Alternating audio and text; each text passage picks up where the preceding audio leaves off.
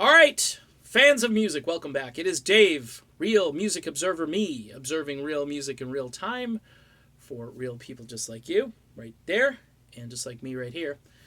Imagine, okay, if Steve Perry never joined Journey. I think I've done one video about this before, but I wanted to tackle it again because here's the premise of this video. I think there is no Journey throughout the ages without Neal Schon. And I think what happens is over time, Journey develops a jam band following, a concert going following, which in today's market would have been like what the Grateful Dead does, like all of these jam bands, Government Mule, Widespread Panic, whoever you can think of on the spectrum, they go out every year when they don't sell really that many albums. Their fans go out and buy the albums, but the big thing with those groups is the live material. Like, did you get this show on this date? And they'll let you download off the soundboard, and you've got that in your collection. Imagine if Journey, instead of being this power pop band or this arena rock band or whatever, however you want to categorize them, imagine if they just kept going. There are a lot of old-time fans. If you go on YouTube and different places, like the first three albums, the people that don't like Steve Perry, it's funny, they're still around. Those people, they existed when I was getting into Journey, and I'm like, why don't they like Perry? Because they liked the old sort of balls to the wall, Neal Schon guitar work with the improvisation of the other guys in the group, whether that be Raleigh on keyboards or Ainsley on drums. This was a group that when they went live, pretty much anything could happen. And they infused like jazz fusion and bits of real hard rock and heavy metal in there. And then some more what I would call spaced out material, like Spaceman, for instance.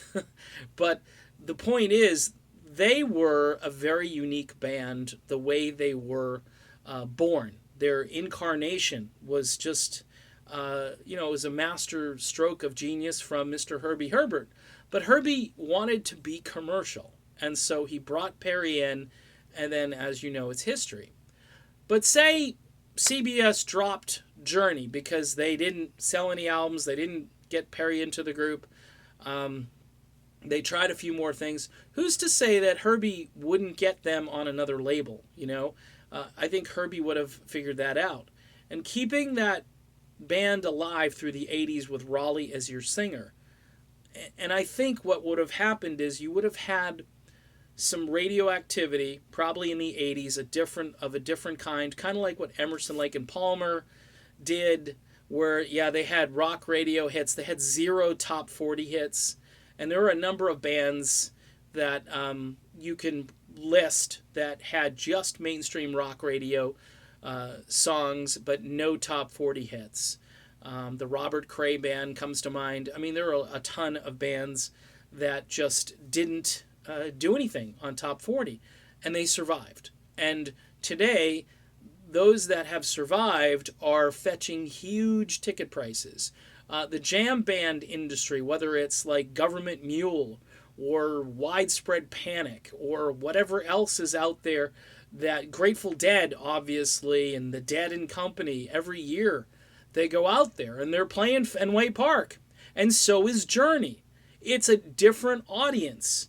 But here's the deal. Today, the concert audience, the concert revenue, rather, is what really counts. These promoters want to make as much money as they can, and the band is going to make a killing on the concerts. They're not making money off of downloads. In fact, a lot of these bands, they do like soundboard recordings, and you can buy the concert you went to see. I remember doing that with Little Feat years ago. I downloaded a concert of theirs that I think I went to see, and the quality of it was great, and it was like you had this audio souvenir of the show you went to. And a lot of the fans, they like to hear the different, he did this guitar solo on this date. On this date, they had a better vibe than they had on the other date, and so forth. it's a different world, folks. It's not the world of hit singles. It's not the world of, soaring vocals and so forth. Neal Schon probably could have sang a little bit more than he has sung. I know he's done a couple of leads here and there. He did a great lead on the solo track that hit the mainstream rock stations back in the early 80s called Lies, MTV Video too. But who's to say the band wouldn't have still been viable without Perry? And I think you can't have... It would just have been a completely different audience. But you can't have Journey without Neal Schon. You just can't. Whether it's the Perry version, because those guys created together some of the most memorable music, or the non-Perry version, which, again, if you listen to the way Neal Schon plays guitar, according to Sammy Hagar, he barely ever plays the same thing twice.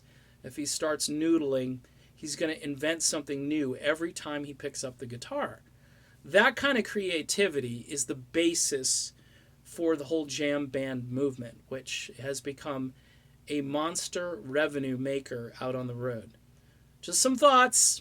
You could throw those darts anytime you want to. I'm just doing some random thinking here.